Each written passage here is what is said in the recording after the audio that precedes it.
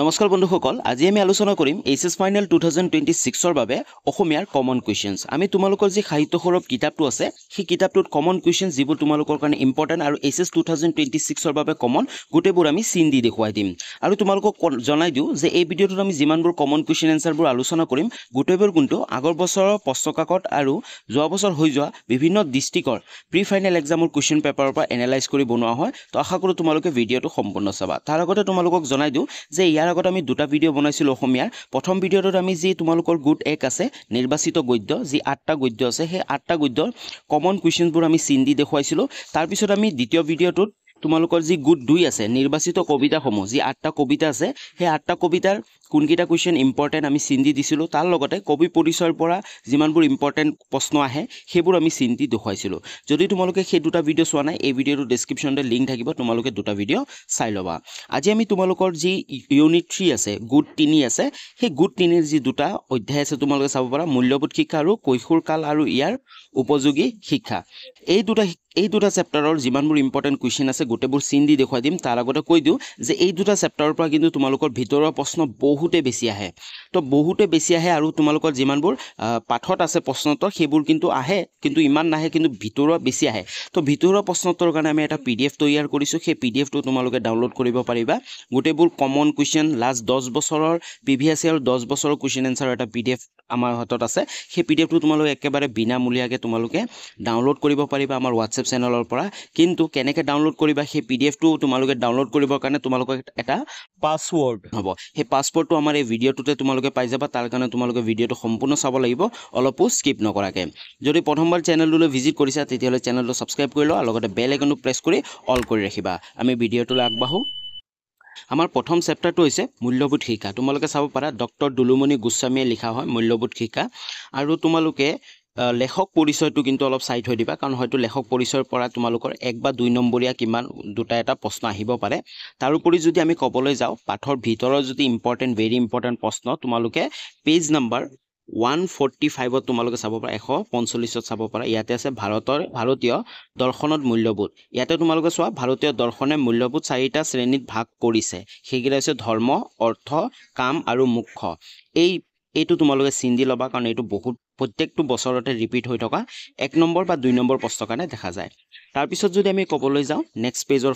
পেজৰ ফালে তোমালোকে চোৱা 146 ইয়াৰ ফালে একেবাৰে তলৰ ফালে আছে যি তোমালোকৰ কেইটামান উল্লেখযোগ্য প্ৰকাৰ হল এই প্ৰকাৰকেইটা তোমালোকে জানিব লাগিব আৰু প্ৰতিটোৰ বিষয় কিন্তু তোমালোকে ভালদৰে বুজিব লাগিব যেনে নৈতিক মূল্যবোধ মানে কি আধ্যাত্মিক মূল্যবোধ মানে কি তাৰপিছত নান্দনিক মূল্যবোধ মানে কি এইকেইটা তোমালোকে ভালকে জানিব লাগিব তাৰ পিছত তোমালোকে পেজ 149 149 নম্বৰ পেজত তোমালোকে চাব পাৰা মানৱ জীৱনৰ তিনিটা মূল মূল্যবোধ হৈছে সত্য শিৱ আৰু সুন্দৰ এই প্ৰশ্নটো কিন্তু বহুবাৰ ৰিপিট হৈ থাকে 1 নম্বৰৰ কাৰণে আৰু এটো কিন্তু আটাইতকৈ বেছি ইম্পৰ্টেন্ট তোমালোকে চিন দি লবা আৰু ভিতৰৰ প্ৰশ্ন আছে তোমালোকে পিডিএফটো পাই যাবা তাৰ পিছত তোমালোকে তলৰ ফালে চাব পাৰা 1979 চনৰ ৰাষ্ট্ৰীয় শৈক্ষিক গৱেষণা আৰু প্ৰশিক্ষণ পৰিষদে 84 বিদ মূল্যবোধ চিনাক্ত কৰি এখন তালিকা প্ৰস্তুত কৰিছিল এই প্ৰশ্নটো ভেৰি ইম্পৰ্টেন্ট কেইখন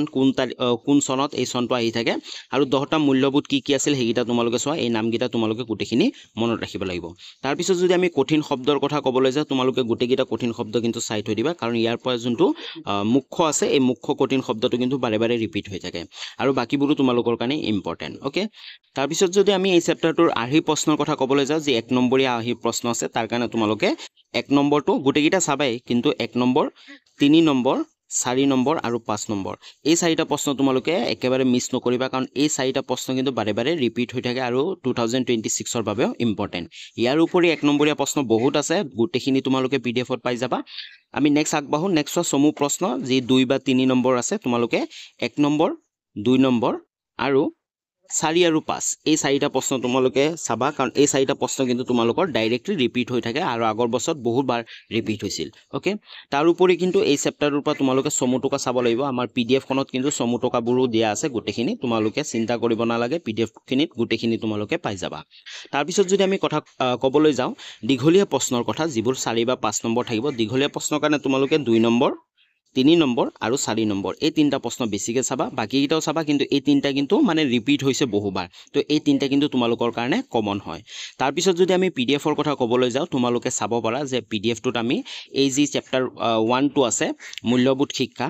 এই চেপ্টাৰটোৰ আমি গোটেই 1 নম্বৰীয়া 2 নম্বৰীয়া 5 নম্বৰীয়া গোটেইকেইটা প্ৰশ্ন যিমানবোৰ লাষ্ট 10 বছৰৰ প্ৰশ্নবোৰ আমি গোটেইখিনি লিখি থৈ দিছো তোমালোকে গোটেই পিডিএফটো ডাউনলোড কৰি ইয়াৰ উত্তৰবোৰ তোমালোকে হয়তো ওলাই ল'ব পাৰা নাইবা আমি নেক্সট ভিডিঅ' পিছত আগন্তুক ভিডিঅ'ত আমি ইয়াৰ উত্তৰবোৰ তোমালোকক দিবলৈ চেষ্টা কৰিম নেক্সট চেপ্টাৰটো হৈছে কৈশোৰকাল আৰু ইয়াৰ উপযোগী শিক্ষা এই চেপ্টাৰটো তোমালোকে চোৱা লিখক হৈছে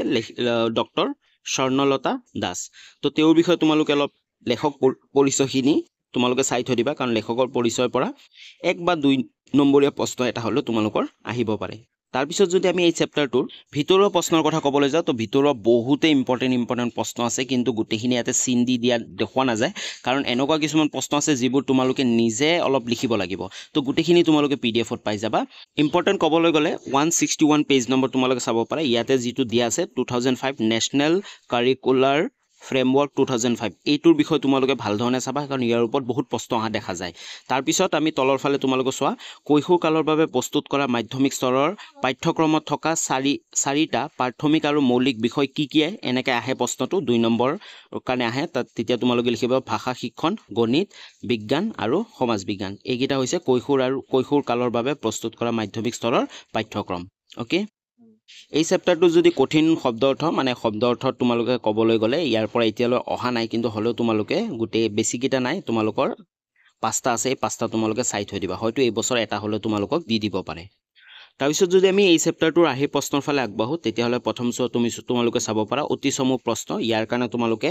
1 নম্বৰ 2 নম্বৰ 3 নম্বৰ 4 নম্বৰ আৰু 5 নম্বৰ এই গোটেইকেইটা কিন্তু তোমালোকৰ ৰিপিট হৈ থাকে তাৰ উপৰি কিন্তু 1 নম্বৰ বহুত প্ৰশ্ন আহে এই চেপ্টাৰটোৰ পৰা কমেও 3-4টা মান প্ৰশ্ন অহা দেখা যায় আৰু গোটেইবোৰ কিন্তু ভিতৰৰ পৰা আহে তো পিডিএফত গোটেইখিনি তোমালোকে পাই যাবা তাৰ উপৰি কিন্তু এই গোটেই 5টা কোৱেশ্চন তোমালোকে 1 নম্বৰৰ কাৰণে তোমালোকে একেবাৰে চাবলৈ মানে মিছ নকৰিবা তোমালোকে চাবাই এটা হলেও তোমালোকৰ হয়তো কমন পৰি যাব তাৰপিছত যদি আমি 2 নম্বৰীয়া বা 3 নম্বৰীয়া কথা ক'বলৈ যাওঁ ইয়াৰ পৰা তোমালোকে চাব পাৰা অলমোষ্ট গোটেইকেইটাই তোমালোকে 1 নম্বৰ 2 নম্বৰ 3 নম্বৰ 4 নম্বৰ আৰু 5 নম্বৰ গোটেইকেইটাই তোমালোকে চাবা কিন্তু ইয়াৰ ভিতৰত বেছিকৈ তোমালোকে যি 3 নম্বৰ আৰু 4 নম্বৰটো আছে এই দুটা প্ৰশ্ন বেছিকৈ চাবা কাৰণ এই দুটা প্ৰশ্ন কিন্তু তোমালোকৰ ডাইৰেক্টলি অহা দেখা যায় মানে তোমালোকৰ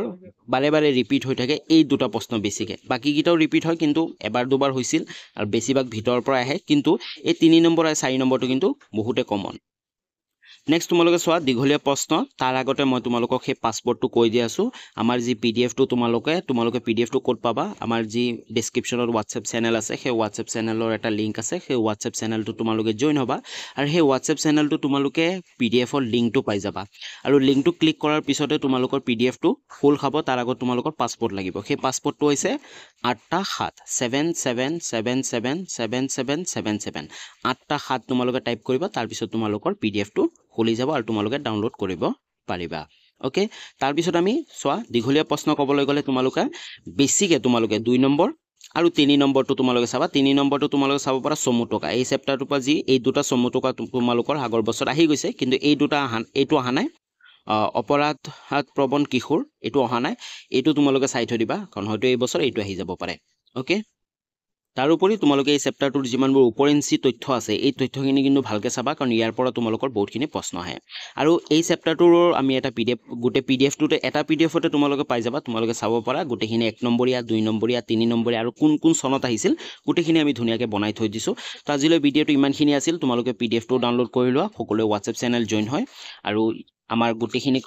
ইয়াৰ আগতে আমি 3টা ভিডিঅ' হ'ল এইটো লৈ বনোৱা আমি নিৰ্বাচিত গদ্যবোৰৰ ভিডিঅ' বনাইছিলোঁ গোটেইখিনি আমি আলোচনা কৰিছোঁ তাৰপিছত আমি নিৰ্বাচিত কবিতাৰ ভিডিঅ' বনাইছিলোঁ গোটেইখিনি কবিতা কি আহিব ইম্পৰ্টেণ্ট গোটেইখিনি কৈ দিছিলোঁ আৰু আজি আমি 3 নম্বৰ গোট 3টো আমি বনালোঁ যদি তোমালোকে আগৰ ভিডিঅ' দুটা চোৱা নাই তেনেহ'লে ডেছক্ৰিপশ্যনত লিংক থাকিব তোমালোকে চাই ল'বা আৰু চেনেলটো ছাবস্ক্ৰাইব কৰিবা ইয়াৰ পিছত যি গোট 4 আছে অসমীয়া ভাষাৰ ব্যাকৰণ ইয়াৰ ওপৰত এটা ভিডিঅ' আহিব আৰু 5 নম্বৰ আছে ৰচনাৰ ওপৰতো তোমালোকৰ আৰু দুটা ভিডিঅ' আহিব আৰু আমাৰ ইম্পৰ্টেণ্ট কমন কুৱেশ্যন এনচাৰৰো সিৰিজ অলৰেডি ষ্টাৰ্ট হৈছে অলৰেডি তোমালোকে ডেছক্ৰিপশ্যনত লিংক পাই যাবা 3-4টা মান চেপ্টাৰ আমি আগবাঢ়িলোঁ তো সেইকেইটাও তোমালোকে চাব পাৰা তো আজিলৈ ইমানখিনি আছিল যদি ভিডিঅ'টো ভাল লাগিল তেতিয়াহ'লে এটা লাইক কৰি দিবা কমেণ্ট কৰি জনাবা আৰু লগতে চেনেলটো ছাবস্ক্ৰাইব কৰিব নাপাহৰিবা পুনৰ লগ পাম নতুন এটা ভিডিঅ' লৈ তেতিয়ালৈ বাই বাই